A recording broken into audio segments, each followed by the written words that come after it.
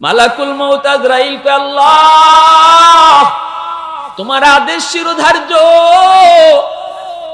চলে গেলেন যে আমার রূহটা কবজ করে নিয়ে আসলেন।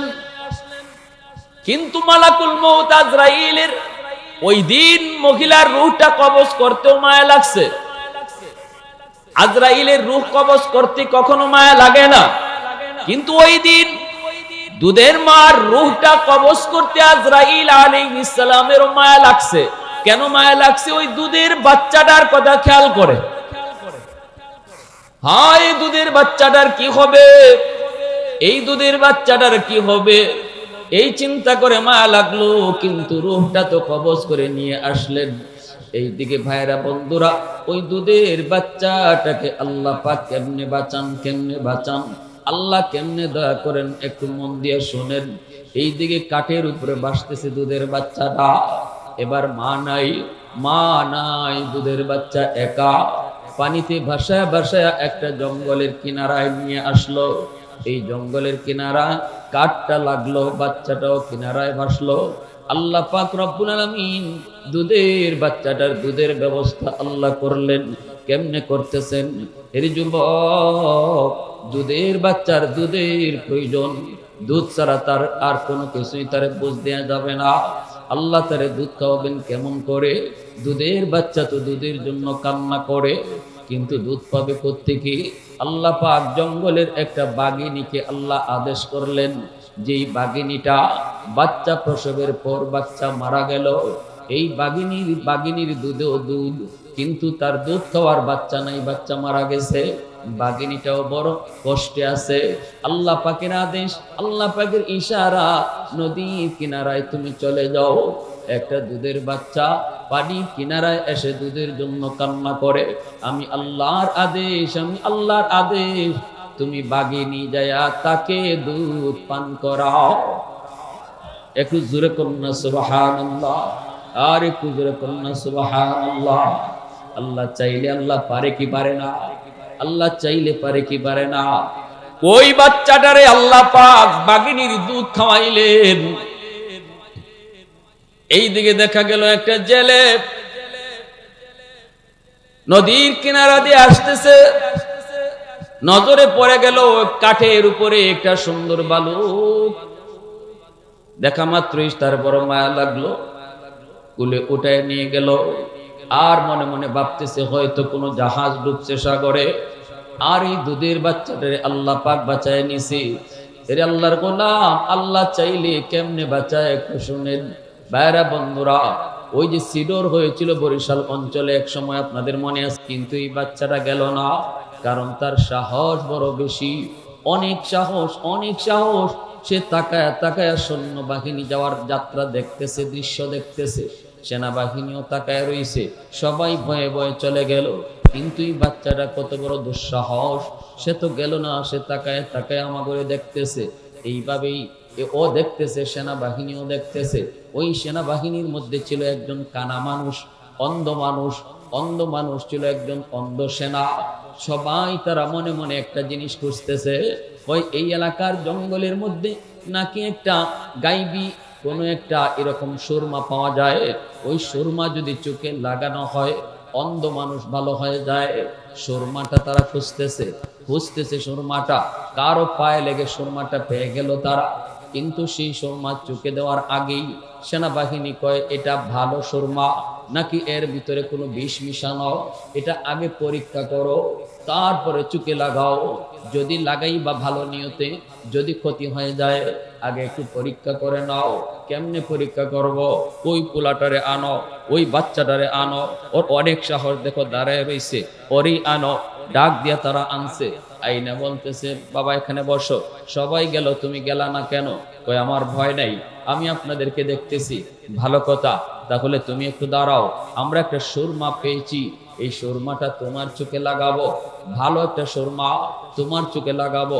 এদের উদ্দেশ্য হলো, যদি সুরমার ভিতরে কোনো বিষ মিশানো থাকে তাহলে এই বাচ্চার চোখ নষ্ট হয় হোক, কিন্তু আমাদের যেন ক্ষতি না হয়। চোখের মধ্যে সুরমাটা লাগাইতে দেরি হলো, কিন্তু এই বাচ্চার চোখের সামনে অদৃশ্য জিনিস ভাসতে দেরি হলো না। ওরা মনে করছিল বিষ টিস মিশানো।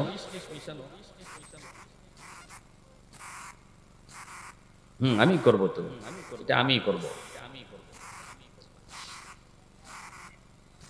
ওরা মনে করছে যে এই বাচ্চার চোখ নষ্ট হয় হোক, আমাদের জন্য ক্ষতি না হয়। কিন্তু এই সুরমা তো সাধারণ কোন সুরমাদানি নয়।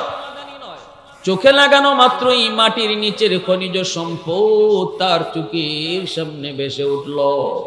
আল্লাহু আকবার জোরে বলে। কিন্তু এই বাচ্চা বড় চালাক, কয় না কিছু, জিন ধরে আছে। এখন ওরা বলতেছে, কিরে বাবা কি হয়েছে, তোমার চোখটার কি অবস্থা? তখন এই বাচ্চা কত ট্যালেন্ট, ও মনে মনে কয়, আমি যদি বলি এই সুরমার কারণে আমি মাটির নিচের খনিজ সম্পদ দেখতেছি, তাহলে তো ওরা এই সুরমাদানিটা নিয়ে যাবে, আমাকে আর দিবে না। অতএব না না, এই কথা ওদেরকে বলা যাবে না। তখন বলতেছে, আপনারা আমার চোখে কি লাগাইলেন? আমি তো চোখে কিছুই দেখতেছি না, আমার চোখটা তো মনে হয় নষ্ট হয়ে যাচ্ছে, মনে হয় আমার চোখটা তোমরা নষ্ট করে ফেলছো। এমনি সেনাবাহিনী কয়, বলছিলাম না এটাতে কোনো বিষ আছে, মনে হয় বিষ, তাড়াতাড়ি বাগো, এই বাচ্চার চোখ নষ্ট হয় হোক, আমাদের কি। তখন ওরা সুরমাদানি ফালাইয়া এই বাচ্চাটার এই জায়গায় রাইখা ওরা চলে গেল। আর বাচ্চা কেমন ট্যালেন্টের ট্যালেন্ট, ওরা চলে যাওয়ার পর সুরমাদানি নিজে উঠাইয়া বাড়ি নিয়ে আসলো। আই সেই বাবারে কয়, আব্বা একটা সুরমা পেয়েছি বলে। কেমনে? কয় এমনে। কত কি হয়েছে? কয় আব্বা চোখে লাগানোর পর মাটির নিচের খনিজ সম্পদ আমি সব দেখতেছি, কোথায় স্বর্ণ, কোথায় রূপা, কোথায় হীরা, কোথায় মণিমুক্তা, সব কিছু আমি দেখতে পাইতেছি। তখনই গোত্র সর্দার কয়, বাবা তাহলে তো খুব ভালো হয়েছে, চলো তোমাকে নিয়ে চলবো। চোখে সুরমা দিয়ে শুধু বলবা এখানে কি আছে, আমার সৈন্যরা খুঁজে খুঁজে সেই সম্পদ তারা বের করবে। অল্প দিনের ভিতরে দেখা গেল পুরা গোত্র সর্দার স্বর্ণরূপা হীরা মণিমুক্তা দিয়া তারা একদম লালে লাল হয়ে গেল। গোত্রের সবগুলা মানুষ তারা ধনী হয়ে গেল, অস্ত্র বানাইতে শুরু করলো, প্রাচুর্য আর প্রাচুর্য বাড়তে লাগলো। এইদিকে এই বাচ্চা বালক হলো, বালক হওয়ার পরে দেখা গেল গোত্র সর্দার মারা গেল। সমস্ত গোত্রের মানুষ কাকে সর্দার বানাবে, সবাই মিলে এই বাচ্চাটার এই গোত্র সর্দার বানালো। এখন তো আর সে বাচ্চা না, এখন তো সে বালক, কই সে অনেক উপযুক্ত, সে বড় ট্যালেন্ট, সেই হবে আমাদের সর্দার। সর্দারও হয়ে গেল, এখন সে সর্দার। বেশ কিছুদিন চলার পর এই যুবক আস্তে আস্তে বিশাল সৈন্য বাহিনী তৈরি করলো। টাকা পয়সার তো কোনো অভাব নাই, সৈন্য বাহিনী তৈরি করলো, শক্তিও জমালো, দেশের বাদশার বিরুদ্ধে যুদ্ধ ঘোষণা শুরু করলো। বিশাল যুদ্ধ হলো, বাদশাকে হারায়া দিল। এই যুবক এইবার হয়ে গেল এই এলাকার বাদশা। বাদশা হয়ে যাওয়ার পর এখানেই তার শেষ নাই, তার লোভ, তার ক্ষমতা তাকে আরো বাড়তে লাগলো। বাড়তে বাড়তে এক পর্যায়ে সব জনগণকে জিম্মি করে নিজেকে খোদা দাবি করে বসলো। আর এর নামই হলো সাদ্দাদ। এর নাম কি? নাম শুনছেন আপনারা? হ্যাঁ, নিজে যখন খুদা দাবি করলো, তখন ওই সময়ের নবী হযরত হুদ আলাইহিস সালাম ইনি আসলেন। আয়েশা বলতেছেন, আপনি নাকি নিজের খুদা দাবি করছেন? সাদ্দাদ দেখো, হ, তো আপনার কি হয়েছে? আল্লাহর পয়গম্বর কয়, না এমনটা করবেন না, কারণ খুদা মানুষ হতে পারে না। আমার খুদা যিনি, আপনার খুদাও তিনি, আসমান জমিনের মালিক যিনি, তিনি হলেন আমার আপনার খুদা। না না, আপনি এমন অন্যায় কাজ করবেন না। আল্লাহ পাক সেটা ধৈর্য, আল্লাহ পাক কখনো সেটা মেনে নিবে না। আযাব আসবে, গজব আসবে, পাকড়াও হবে, এমনটা আপনি করবেন না। আপনি আল্লাহকে মানেন? সাদ্দাত কয়, আমি যদি তোমার আল্লাহকে মানি তাহলে লাভ কি, আর না মানলে ক্ষতি কি? হুদ আলাইহিস সালাম কয়, যদি মানেন তাহলে আল্লাহ আপনাকে জান্নাত দিবেন, যদি না মানেন আল্লাহ আপনাকে জাহান্নামে ফালাবেন। সাদ্দাত কয়, জান্নাতটা কেমন একটু কও শুনি। তখনই আল্লাহর পয়গম্বর কয়, আদাতুল ইবাদিয়াস সালিহিন মা লা আইনুন রাআত ওয়ালা উযুন সামিআত ওয়ালা খাতারা আলা কলবি বাশার। জান্নাত আল্লাহ পাক এমন এক জান্নাত আল্লাহ বানাইছেন, যেই জান্নাতের সুখ শান্তি কোনোদিন আমাদের চোখ দেখে নাই, আমাদের কান কোনোদিন শুনে নাই, আমাদের অন্তর কোনোদিন কল্পনাও করে নাই। এত আরাম আল্লাহ জান্নাতের মধ্যে রেখে দিয়েছেন। এক একটা ইট স্বর্ণের, একটা ইট রূপার, হীরামণি মুক্তা সব কিছু দিয়ে আল্লাহ সাজাইছেন। হুর গিলমান দিয়ে আল্লাহ জান্নাত সাজায় রাখছেন। যখনই এইভাবে পয়গম্বর তাকে বুঝাইলেন, সাদ্দাত বড় অহংকারী, সে বলে আমিও এমন একটা জান্নাত বানাবো। আল্লাহ যদি বেহেশত দিতে পারে তো আমি তোমার আল্লাহর বেহেশত কেন নিব? আমি নিজেই বেহেশত বানাবো। নাউজুবিল্লাহ, জোরে কোন, আরো জোরে কোন, নাউজুবিল্লাহ। আমি তোমার আল্লাহর দেওয়া বেহেশতে কেন যাব? আমি আমার নিজের বেহেশতই বানাবো। ভাইরা বন্ধুরা, হুদ আলাইহিস সালাম তখন বারবার তারে বললেন, কিন্তু সে মানল না।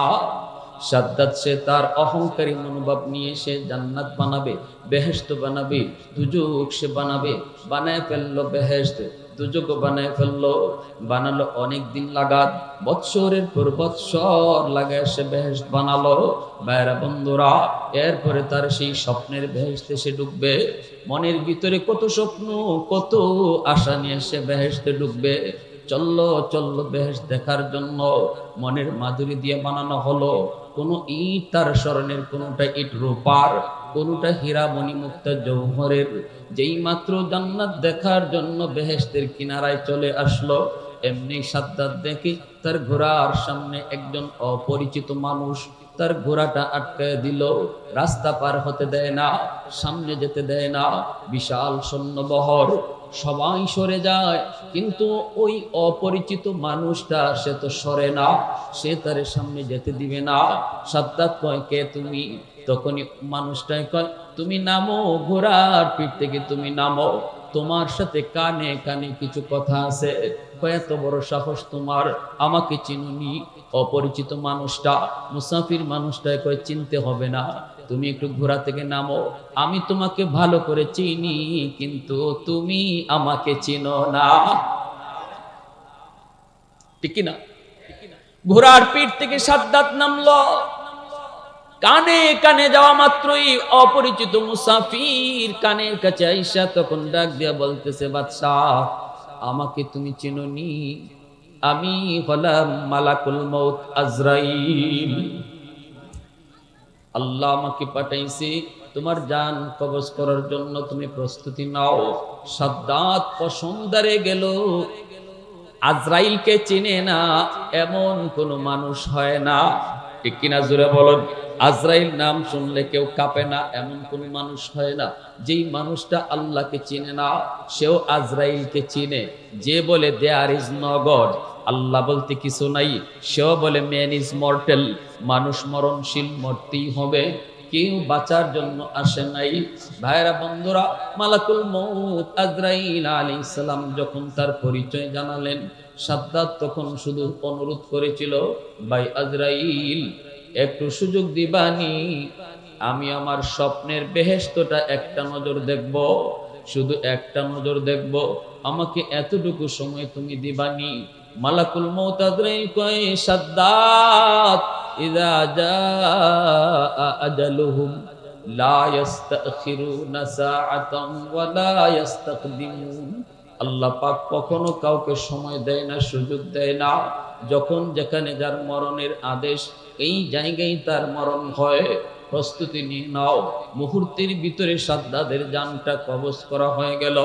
শখের আর স্বপ্নের বেহেশত আর দেখা সম্ভব হলো না। সমস্ত জালেমের শেষ পরিণতি আসেনি না না? একটু জোরে আওয়াজ দিয়ে এখন আসেনি না নাই? এজন্যই আমার নবী, রহমতের নবী, কয়, উম্মতের দল, সাবধান, তোমরা কখনো জুলুম করবা না। দুর্বলের উপরে জুলুম করো না, অসহায় মানুষের উপরে জুলুম করো না। ঘরের বউটা তোমার কাছে বড় দুর্বল, সে তার মা চাইরা, বাবা চাইরা, ভাই বোন, আপনজন, প্রিয়জন সব ছেড়ে স্বামীর হাত ধরে অচেনা জায়গায় এসেছি। এই ঘরে তার আপন বলতে কেউ নাই। এর যুবক, একটু দিলটা নরম করে কথাগুলি বোঝার চেষ্টা করো। তোমার ঘরে তোমার বিবি হলো সবচেয়ে বড় দুর্বল। এই জায়গায় তার মা নাই, ভাই নাই, বোন নাই, কেউ নাই। যেই মেয়েটা ছোট্ট থেকে বড় হলো, মা বাবা ভাই বোন সবার ভালোবাসা পেয়ে একটা সময়ে স্বামীর হাত ধরে অচেনা জায়গায় সে পাড়ি জমালো। যেই জায়গা ছিল তার চিরচেনা জায়গা, যেই মানুষগুলা ছিল তার আপন, ওই আপন মানুষগুলাকে সে চিরদিনের জন্য পর বানায়া স্বামীর ঘরে চলে আসলো। এই জায়গায় আপন তার কেউ নেই। তুমি স্বামী যদি জুলুম করো, তুমি যদি তার উপর অত্যাচার করো, চোখের পানিটা মাটিতে পড়বে না। কখনো কখনো দেখবেন মহিলা ফোন দিয়া বাবার কাছে কয় না, বউয়েরা মার কাছেও জানায় না, স্বামীর বাড়ি নির্যাতনের কথা শোনায় না। কারণ মা অহেতুক টেনশন করবে, বাবা অহেতুক টেনশন করবে। পাকঘরে যায় চোখের পানিটা ফালায়, বাথরুমে যায় চোখের পানিটা ফালায়। এ যুবক, আমার নবী রহমতের নবী কয়, ওই চোখের পানির ফুটাটা মাটি গ্রহণ করে না, আল্লাহর আদালতের ফাইলে গিয়ে জমা হয়ে যায়। কিয়ামতের ময়দানে বহু স্বামী স্ত্রীর মামলায় আল্লাহর আদালতে ধরা খেয়ে যাবে। কখনো কখনো মোহরের টাকা না দিয়ে ধরা খাবে। এমন বহু ছেলে পাওয়া যাবে, স্ত্রীর মোহরের টাকা না দিয়ে কবরে চলে গেছে। এমন বহু স্বামী পাওয়া যাবে, স্ত্রীর গায়ে হাত উঠাইছে। এমন বহু স্বামী পাওয়া যাবে, স্ত্রীকে মানসিকভাবে টর্চারিং করছে। কিয়ামতের ময়দানে আল্লাহর আদালতে বিচার, বিচার, দুর্বলের বিচার। আল্লাহ পাক রব্বুল আলামিন বলবে, বান্দা তোর নামাজ তোর এই জায়গায় আটক, তোর হজ এখানে আটক, তোর রোজা, তোর তাসবিহ, তোর তাহলিল সব এখানে আটক। তোর স্ত্রীর মামলা আছে তোর বিরুদ্ধে, এই মামলা ডিসমিস কর, এরপরে তুই জান্নাতে যা। আমি আল্লাহর হক যা নষ্ট করেছো মাফ করে দিলাম, কিন্তু মানুষের হক যা নষ্ট করেছো এই ব্যাপারে আমি আল্লাহ কিছু জানি না। ওই দিন আপনি স্ত্রীর কাছে মাফ চাইবেন, কিন্তু স্ত্রী আপনাকে মাফ দিবে না। কারণ হাসরের ময়দান কেউ কাউকে মাফ দেয় না। ঠিক কিনা জোরে কও? হাসরের ময়দান দয়া দেখানোর জায়গা না, হাসরের ময়দান আদায় করে নেওয়ার জায়গা। বলবে, বিবি গো, এত আদর করেছি, এত মায়া, ঈদে ঈদে তোমাকে নতুন শাড়ি কিনে দিয়েছি, আজকে আমাকে মামলা দিয়ে আল্লাহর দরবারে আটকায়ও না, দয়া করে তুমি মাফ করে দাও। কিন্তু কোন স্ত্রী স্বামীকে মাফ দিবে না। মার মামলা থাকবে সন্তানের উপরে, বাবার মামলা থাকবে সন্তানের উপরে। সন্তান মার কাছে হাত জোর করে মাপ চাবে, বিন্দু পরিমাণ মায়া সন্তানকে দেখাবে না। যেই মা দুনিয়াতে কেউ যদি তার সন্তানকে মারতে আসতো, মা আগে দাঁড়ায় বলতো, আমাকে তোরা হত্যা কর, কিন্তু আমার সন্তানের গায়ে তোমরা টাচ করবা না। ওই মা ও কিয়ামতের ময়দানে সন্তানকে বিন্দু পরিমাণ মায়া দেখাবে না। আমার ভাইয়েরা বন্ধুরা জন্য বলছিলাম, যুবক, মানুষের হক বড় খতরনাক, বড় সঙ্গীত। নামাজ তোমার আটক, রোজা তোমার আটক, হজ তোমার আটক। এজন্যই তো আমার নবী রহমতের নবী মরজে মউতের আগে নবীজি মসজিদে নববীতে এলান করেন, সাহাবীরা কোন দিন জানি আমার মরণের ডাক চলে আসে, এর আগে আমি তোমাদের কাছ থেকে মাপ নিতে চাই। যদি আমি কারো হক নষ্ট করে থাকি, আমি যদি কাউকে কষ্ট দিয়ে থাকি, আমি নবী তোমাদেরকে আবদার করি, আদায় করে নাও, আদায়। মরণের পরে আল্লাহর আদালতে মামলা দিও না। নবীজি যেই মাত্র মসজিদে নববীতে বললেন, আমার কাছে কারো কোনো পাওনা আসেনি, একটু বলো। সাথে সাথে একজন সাহাবী দাঁড়ায় বলেন, ইয়া রাসূলুল্লাহ, আমার পাওনা আছে, আমার পাওনা আছে। নবীজি বলেন, কি পাওনা তুমি বলো। সাহাবী কয়, নবী গো, একদিন আপনি আমার পিঠে চাবক মারছিলেন, চাবক। তবে চাবকটা আপনি জেনে শুনে মারেন নাই। আপনি ঘোড়ার পিঠে উঠছেন, উইটে ঘোড়াকে চাবক দিছেন, আমি ঘোড়ার পিছনে দাঁড়ানো ছিলাম, চাবকটা ঘোড়ার পিঠে না পইরা আমার পিঠে পড়ছিল। আজও পর্যন্ত আমি কাউকে বলি নাই।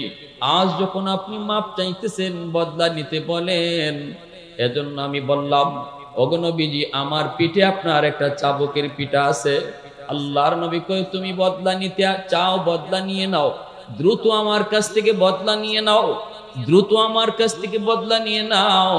আমি নবী কারো হক নিয়ে কবরে যেতে চাই না, এটা আল্লাহ কখনো মাফ দেয় না। নামাজ এক ওয়াক্ত কাজা হয়েছে, আল্লাহ চাইলে মাফ করে দিবে, কিন্তু কোনো মানুষের হক নষ্ট করে কেউ কোনোদিন মাফ পাবে না। সাহাবী কয় ইয়া রাসূলুল্লাহ আমি বদলা নিব। আল্লাহু আকবার জোরে কোন। মসজিদে নববীতে কান্নার রুল পড়ে গেল, সমস্ত সাহাবায়ে কেরাম অবাক অবাক, সবাই তো অবাক হয়ে তাকায় রইলেন। আবু বকর সিদ্দিক দৌড় দিয়ে আসলেন, আয়েশা সাহাবীকে বুকে জড়ায়া কান্না করে কয় ভাইরে তুই কি বলো, আমার নবীকে তুই চাবুক মারবি? কয় হ আমি চাবুক মারবো। আবু বকর কয় না না এমন করবি না, আমি আবু বকরের পিঠে তুই একটা না দুইটা না 100টা চাবুক মার, তবু আমার রহমতের নবীর গায়ে হাত উঠাবি না। আল্লাহ নবী কয় আবু বকর রাস্তা ছেড়ে দাও, তাকে সামনে আসতে দাও। দুনিয়ার জমিনে পিঠে চাবুক নেওয়া ভালো, কিন্তু আল্লাহর আদালতে চাবুক নেওয়া ভালো না। দুনিয়ার আদালতে মাপ নিয়ে নেওয়া বুদ্ধিমানের কাম, আল্লাহর আদালতে মামলা নিয়ে হাজির হওয়া বোকার কাম। বোকা মানুষ এমন কাম করে, বুদ্ধিমান কখনো এমন করে না। আবু বকর তুমি তারে রাস্তা ছেড়ে দাও।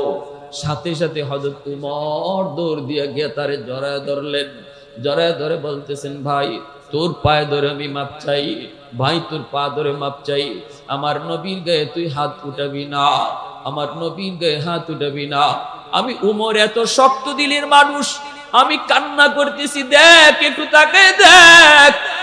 আমি উমর আমার পিঠটা তোর সামনে খুলে দিলাম, যত পারো মারো, যত পারো চাবুক দাও, তবু আমার রহমতের নবী যেই নবীর পিঠে মশা বয় না, মাছি বয় না, আমার ওই নবীর পিঠে তুই চাবুক দিবি না। তখন আমার নবী কয় উমর রাস্তা ছাড়ো, তার সামনে আসতে দাও। একটু জোরে কোন আল্লাহু আকবার, আর একটু জোরে কোন আল্লাহু আকবার। कौनैन मुख्तार खुदा तुमको बनाया, कौनैन मुख्तार खुदा तुमको बनाया, उम्मत का निगाहबान खुदा तुमको बनाया, उम्मत का निगाहबान खुदा तुमको बनाया। मौला मेरा आका मेरा रहमत की नबी है, तजदार मदीना की तो माहे अरबी है, तजदार मदीना ही तो माहे अरबी है।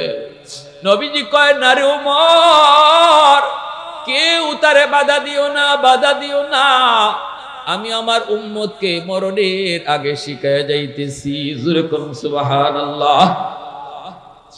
আজ যদি আমি নবী পিঠে চাবুক নেই, আমার উম্মত সেটা সারা জীবন মনে রাখবি।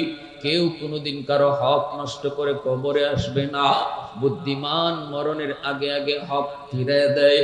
ভাই যদি বোনের হক নষ্ট করে, আল্লাহ কর্তৃক সম্পদ আল্লাহ বন্টন করে দিয়েছে, বাবা মারা যাওয়ার পর এই সম্পদে কেমনে বন্টন হবে, ভাই কত অংশ পাবে, বোন কত অংশ পাবে, আল্লাহ সেটা নিজে বন্টন করে দিয়েছে। কোনো ভাই যদি এমনটা করে বোনকে ঠগায়, তাহলে সে কবরে যাওয়ার আগে আগে অন্তত বোনদেরকে ডাইকা আবার সম্পদ ফিরাইয়া দিবে। সে হলো দুনিয়াতে বুদ্ধিমান। আল কাইয়িসু মান দানা নাফসাহু ওয়া আমিলা লিমা বাদাল মাউত। যদিও কখনো দুনিয়াতে রাগের বশে দুর্বলের উপর হাত উঠাইছিল, ওই মানুষটা খুব দ্রুত দুর্বলের কাছ থেকে মাপ চেয়ে নিবে। যদি সে বুদ্ধিমান হয়, যদি সে কারো উপরে হাত উঠায়, যদি সে কাউকে বকা দিয়ে থাকে, মরণের আগে আগে তার কাছ থেকে মাফ নিবে। কারণ কিয়ামতের ময়দানে আল্লাহ এক ওয়াক্ত নামাজ কাজা হলে আল্লাহ মাফ করবে, কিন্তু এই হক যেটা মানুষের নষ্ট হয়েছে, এই ব্যাপারে আল্লাহ বলবে আমি কিছু জানি না, এটা আমার বিষয় না। যার সাথে মামলা তার কাছ থেকে ডিসমিস করো। এজন্য চেয়ারম্যান যারা হইছো, মেম্বার যারা হইছো, মনে রাখো জনগণের মাল যদি তোমরা খাও, গম চুরি করে খাও, টিন চুরি করে খাও, রাস্তার টাকা খাও, কিয়ামতের ময়দানে দেখবা হাজার জনের মামলা তোমার বিরুদ্ধে। একজন দুইজনের মামলা না, প্রতিনিধি হওয়া যেমন আল্লাহর দরবারে অনেক দামি, এই এই হক যদি নষ্ট করা হয় তার জন্য আযাব তত বড়। এজন্যই নবী কয় কোন চেয়ারম্যান, কোন মেম্বার, কোন প্রতিনিধি যদি আল্লাহর ভয় অন্তরে রাইখা জনগণের খেদমত করে, তাহলে নামাজ রোজা নফল নামাজ পড়ে একজনে যতদিনই আল্লাহর ওলি হবে, একজন চেয়ারম্যান আল্লাহর ভয় অন্তরে নিয়া জনগণের খেদমত কইরা এর আগে আল্লাহর ওলি হয়ে যায়। কারণ মানুষের খেদমতের উপরে কোনো নফল বন্দেগী নাই। অতএব অল্প দিনে যেমন আল্লাহর ওলি হওয়া যায়, মানুষের হক নষ্ট করলে তার শাস্তি দেওয়া হয় আল্লাহর দরবারে তত বেশি। আমার ভাইয়েরা, বন্ধুরা, আমার নবী রহমতের নবী কয় সাহাবীরা শোনো, কেউ তারে বাধা দেবা না, আমার সামনে তারে আসতে দাও। আর কেউ তার সামনে গেলেন না। সাহাবী আসতেছেন, মদিনার মসজিদ একদম নীরব নিস্তব্ধ হয়ে আছে। সাহাবায়ে কেরামের চোখ থেকে পানি ঝরতেছে, সবাই কান্না করে। পিঠ মুবারক, যেই পিঠে কোনোদিন মাছি বয় নাই, মশা বসে নাই, এই পিঠে একজন সাহাবী যে চাবুক মারবে, কেমনে মদিনার মানুষ সেটা সহ্য করে, সাহাবায়ে কেরাম সেটা কেমনে সহ্য করে? সবাই নিস্তব্ধ নীরব হয়ে বসা। সাহাবীর সামনের দিকে আগাইতে লাগলেন, নবীজির কাছে যায় বলতেছে, ইয়া রাসূলুল্লাহ, ওগো নবীজি, আমাকে আপনি যেদিন মারছেন ওই দিন আমার গায়ে কোনো জামা ছিল না। যদি 100 সমানে সমানে বদলা নিতে হয়, তাহলে আপনার গায়েও কোনো জামা রাখতে পারবেন না। তখন ছিল আমার খালি গায়ে কোনো জামা ছিল না। যদি সমানে সমানে আমার বদলা নিতে হয়, তাহলে আপনিও জামা রাখতে পারবেন না। মায়ার নবী, দয়ার নবী, এই কথা শোনার পর নবী নিজে জামা খুলে ফেলতেছেন। আল্লাহু আকবার, জোরে বলেন, একটু জোরে আওয়াজ দেখুন না, আল্লাহু আকবার, আরো জোরে কোন না, আল্লাহু আকবার। রহমতের নবী তার জামা খুলে ফেলতেছেন, জামা খুলে ফেলতেছেন। মদিনার মসজিদে কান্নার রুল পড়ে গেল, রুল। সাহাবীরা কান্দে আর কইলে, না না, এমন করবি না, এমন করবি না, আমার রহমতের নবীর গায়ে তুই হাত উঠাবি না। সবাই হাউমাউ করে কাঁদতেছে, কারণ আমার আল্লাহ এমন ভাবে আমার নবীকে বানাইছে, এমন ভাবে আমার নবীকে বানাইছে, কান্নাকা খুলিকতা কামা তাশাউ। সাহাবী কই, নবী গো, আপনার দিকে তাকাইলে মনে হয় আল্লাহ আপনার মর্জি মতো আপনাকে বানাইছে। চোখ বানানোর আগে যেন আল্লাহ আপনারে জিজ্ঞেস করেছে, বন্ধু আমি তোমার চোখ বানাবো, কেমনে চোখ বানালে তুমি খুশি একটু বলো। নবী গো, আপনি যেভাবে বলছেন এইভাবেই যেন আপনার চোখটা আল্লাহ বানিয়ে দিছে। আপনার কপালের দিকে তাকাইলে মনে হয় আল্লাহ আপনারে জিগাইয়া কপাল বানাইছে। আপনার পিঠের দিকে তাকালে মনে হয় আল্লাহ আপনারে জিগাইয়া জিগাইয়া আপনার বডিটা বানাইছে। এত সুন্দর করে আমার আল্লাহ আপনারে বানাইছে। আজকে আমার ওই নবীর খালি গায়ে তুমি চাবুক মারবা না রে সাহাবী, না, এমন করবি না, এমন করবি না। কিন্তু আমার নবী যেই মাত্র জামা খুলছেন, সাহাবী তো কারো কান্না শুনে না, ইনি তো চাবুক হাতে নিয়ে নবীর পিছনে গিয়ে দাঁড়ায় গেছে। আমার নবী তো জামা খুলে ফেলছেন, এখন তো নবীর পিঠে আর কিছু নাই। নবী পিঠ থেকে জামাটা টান দিয়ে এইভাবে সামনে খুলে ফেলছেন, নবীর পিঠে আর কিছু নাই, নবীর পিঠটা খালি। সবাই তাকায় আছে, ইনি চাবুক মারবে।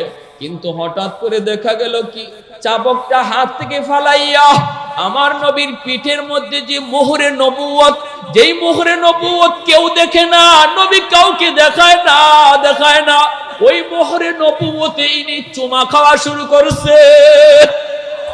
একটু আওয়াজ দেয়া কও না সুবহানাল্লাহ, আরো জোরে সুবহানাল্লাহ।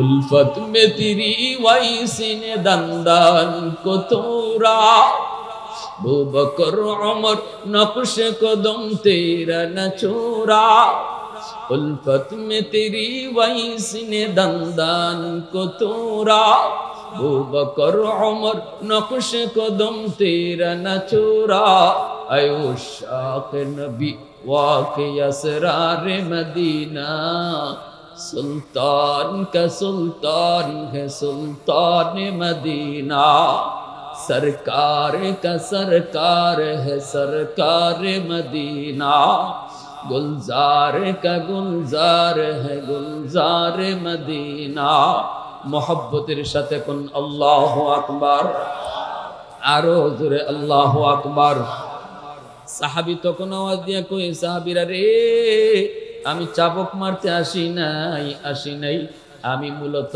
আসছি আমার নবীর মোহরে নবুয়তে চুমা দেওয়ার জন্য একটু আওয়াজ দিয়ে সুবহানাল্লাহ কিন্তু আমার নবী শিখায় গেছেন উম্মতের দল এটা আমি নবীর আদর্শ মরণের আগে আগে মানুষের হক মুক্ত হইয়া তুমি কবরে যাও মানুষের মামলা লইয়া কেউ কবরে যেও না কারণ এই মামলার রায় আল্লাহ দিবে না এটা বড় খতরনাক বড় সঙ্গীন আল্লাহ পাক কইবো বান্দা আমি জানি না ওই দিন তোমার সব নেকি তাকে দিয়া তারপরে মাপ নিতে হবে মাকে নেকি বুঝাইয়ে দিতে হবে স্ত্রীকে নেকি বুঝাইয়ে দিতে হবে বিবি কইবো তোমার নামাজটা আমারে দিয়ে দাও তোমার রোজাগুলি আমাকে দিয়ে দাও তোমার হজগুলি আমাকে দিয়ে দাও এজন্যই নবী কইছিল মাল মুফলিস তোমাদের ভিতরে জানোনি কোন মানুষটা সবচেয়ে বেশি গরিব সাহাবীরা কয় লা দিরহাম লাহু ওয়ালা দিনারা যার টাকা নাই পয়সা নাই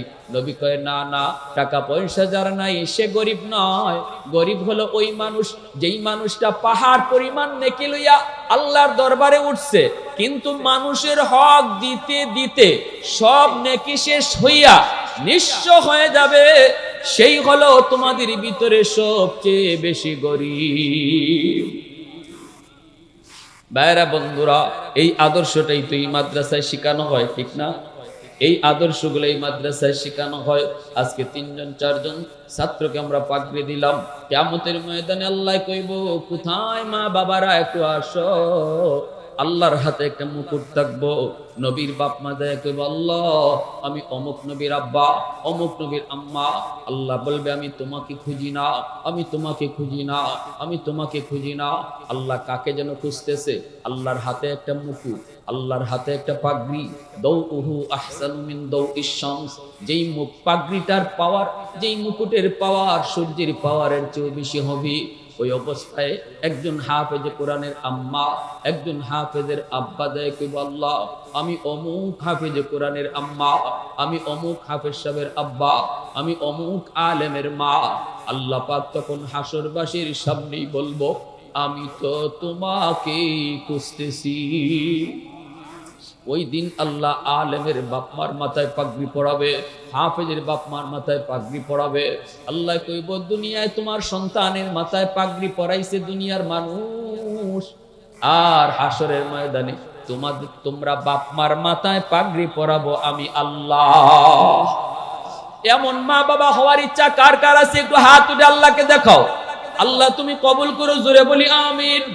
আরো জোরে বলি আমিন ভাইরা বন্ধুরা জন্য বলি একটু কথা মনোযোগ দিয়ে শুনেন আমার নবী রহমতের নবী কয় কিয়ামতের ময়দানে আল্লাহ পাক রব্বুল আলামিন কইব কই হাফেজ সাহেবের আব্বা আম্মারে নিয়ে আসো হাফেজ সাহেবের আব্বা আম্মা যদি জাহান্নামী হয় জাহান্নাম থেকে আনা হবে তখনই তার দাদা দাদি কইব তোমরা দয়া আমাদের কথা একটু কইও আমরা একটু বিপদে আছি সে তো আমাদেরও নাতি মায়া করছি আদর করছি তখনই বাপ মায় আইসা কইব বাবা আমাদের মা বাবাকে জাহান্নামে রাইখা আমরা জান্নাতে যাইব না তুমি যদি তোমার বাপ মা ছাড়া জান্নাতে না যাও আমরাও বাপ মা ছাড়া জান্নাতে যাব না তখনই আল্লাহ কইব যাও তার দাদা দাদি নানা নানিকেও তুলে নিয়ে আসো দাদা দাদি নানা নানিকে যখন তুলে আনতে যাবে এলাকার মানুষেরা কইব ভাই আমরা ওই এলাকার মানুষ যেই মাদ্রাসায় পইরা তোমার নাতিটা হাফেজ হইছে আমরা ওই এলাকার মানুষ